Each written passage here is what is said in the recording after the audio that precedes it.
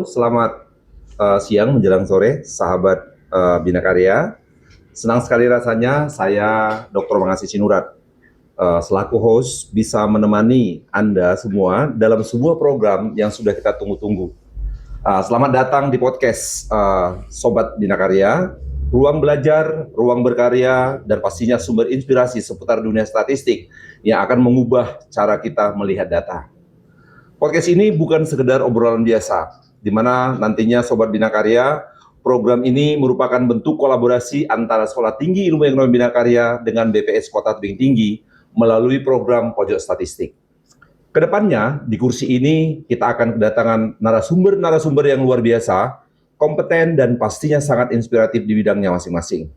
Nah, untuk episode kali ini, yaitu episode perdana, yang sangat spesial ini, kita akan membedah lebih dalam sebenarnya apa sih itu pojok statistik, mengapa kolaborasi ini penting untuk kita semua, dan tak kalah menarik juga, kita juga akan mengintip persiapan salah satu hajat besar nasional, yaitu kegiatan sensus ekonomi yang dilaksanakan oleh Badan Pusat Statistik. Di mana data itu bukan sekedar angka, tetapi ada cerita di baliknya. Dan hari ini kita akan mulai merangkai cerita itu bersama narasumber kita yang sudah hadir di studio. Tapi sebelum kita sapa, pastikan Sobat Bina Karya sudah mempersiapkan kopi dan juga menyediakan catatan kecilnya, karena obrolan kita hari ini bakal penuh dengan insight baru. Oke, langsung saja Pak, di sebelah saya telah hadir narasumber kita, yaitu Bapak Ajan Taro, selaku Kepala Badan Pusat Statistik Kota Tebing Tinggi. Selamat datang Pak Taro di podcast Sobat Bina Karya. Bagaimana kabarnya Pak? Baik Pak, terima kasih, Alhamdulillah. Terima kasih Pak. Itu yang paling penting, sehat. Agar nantinya kita bisa melaksanakan semua aktivitas yang sudah kita programkan. Untuk tahap pertama Pak Ajantaro, nantinya agar nanti Sobat Bina Karya akan lebih paham dengan program kita ini, sebelum kita masuk ke topik ini, ada pepatah mengatakan bahwa tak kenal maka tak sayang. Jadi kita semua tahu bahwa BPS itu identik dengan data, tapi mungkin banyak Sobat Bina Karya yang mengira bahwa kalau BPS itu ya kerjaannya cuma ngitung-ngitung jumlah penduduk saja. Benar gitu ya Pak ya? Ya. Jadi mungkin Bapak bisa jelaskan sedikit Pak tentang BPS ini Pak? Ya, BPS itu kan Badan Pusat Statistik. Artinya memang statistik ini sebelum kita menghitung tentunya kita mengumpulkan, menginput data, kemudian mengolah, tabulasi, menganalisis, sampai menyajikan data. Jadi tidak hanya sekedar menghitung, tapi juga menyajikan data. Nah, bagaimana ketika kita menyajikan data itu supaya lebih menarik. Berarti gitu. tidak hanya untuk sensus penduduk ya Pak ya? Betul. Oke, jadi berarti bisa kita katakan bahwa di BPS ini nantinya akan menjadi sebuah navigasi untuk pembangunan, di mana nantinya dengan adanya data ini, tidak akan terjadi kekeliruan dalam pengambilan kebijakan. Mungkin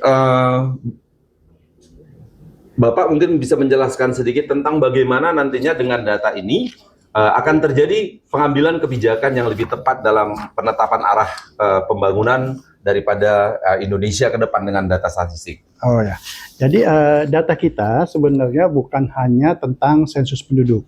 Jadi ada dua sensus lain, yaitu sensus pertanian dan juga sensus ekonomi. Sensus ekonomi akan dilakukan di tahun ini. Selain itu kita juga punya survei-survei yang dilakukan secara berkala. Ada survei yang bersifat tahunan, ada survei bersifat bulanan, ada triwulan, dan ada semesteran. Nah, jadi ini semuanya kita kumpulkan, kita olah, kita akan presentasikan ini.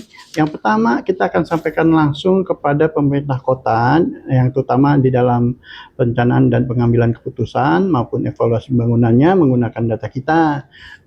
Kita bisa mengirimkan hasil data itu, bisa juga kita harus hadir di dalam setiap rapat yang kita diundang untuk memberikan penjelasan tentang kondisi Kota Tebing Tinggi, ya, terutama di sini kami ada berbagai banyak indikator, ada indikator kemiskinan, indikator ekonomi, ya, pertumbuhan ekonomi, ada inflasi atau perkembangan harga, dan yang lain-lain. Terima kasih Pak. Terus ini kan ada program pojok statistik Pak. Oh, ya. Kalau kita bicara soal kampus, sekarang di Sekolah Tinggi Ilmu Ekonomi Bina Karya itu sudah ada yang namanya pojok statistik. Ini sebenarnya program apa sih Pak? Apakah hanya sekedar meja konsultasi atau ada hal lain yang mungkin lebih seru Pak Oh dengan ya, adanya pojok statistik ini? ada ya, harusnya di sini kita kan emang indikator statistik ini sebenarnya banyak orang yang belum paham ya, termasuk juga di kalangan pemerintahan. Jadi kita dengan adanya pojok statistik, kita berusaha mendekatkan indikator-indikator ini supaya bisa dipahami oleh lebih dini ya, dalam hal ini tentu oleh mahasiswa. Jadi mahasiswa itu akan lebih paham tentang indikator statistik yang dihasilkan oleh BPS ya. Tadi kemiskinan, pertumbuhan ekonomi, ada inflasi, ada ekspor impor, ada indeks pembangunan manusia, dan juga ada kesenjangan pendapatan. Wah, itu luar biasa Pak. Jadi itu sebabnya Sobat Binakarya, agar nantinya kita paham tentang bagaimana perkembangan daripada pojok statistik dan juga kerjasama dengan BPS Kota Tebing Tinggi dengan kampus ST Binakarya. Jangan lupa tetap mengikuti akun media sosial ST Binakarya dengan BPS Kota Tebing Tinggi dan juga pojok statistik Binakarya. Wah, luar biasa ya Pak ya. Jadi adik-adik mahasiswa Sekolah Tinggi Ilmu Ekonomi Binakarya tidak perlu lagi nanti jauh-jauh harus ke kantor BPS untuk mengambil data atau mungkin mengambil angka-angka tentang perkembangan khususnya Kota Tebing Tinggi untuk melakukan penelitian ataupun tugas-tugas lainnya. Jadi mungkin bisa Pak Jantaro jelaskan sedikit nanti kalau ke depannya mahasiswa itu ingin membuat sebuah research atau ingin mengetahui tentang bagaimana angka perkembangan Kota Tebing Tinggi, mungkin bisa dijelaskan sedikit Pak? Ya baik, jadi di pojok statistik ini kan kita juga ada membina yang namanya agen statistik. Agen statistik ini yang akan kita bina tadi di dalam rangkaian statistik tadi. Mereka harus mampu mengolah, mampu mentabulasikan, mampu menyajikan, menganalisis dulu dan juga mampu menyajikan. Nah kemudian untuk mereka juga akan kami harapkan mampu menularkan kepada teman-temannya yang lain, begitu ya Pak ya.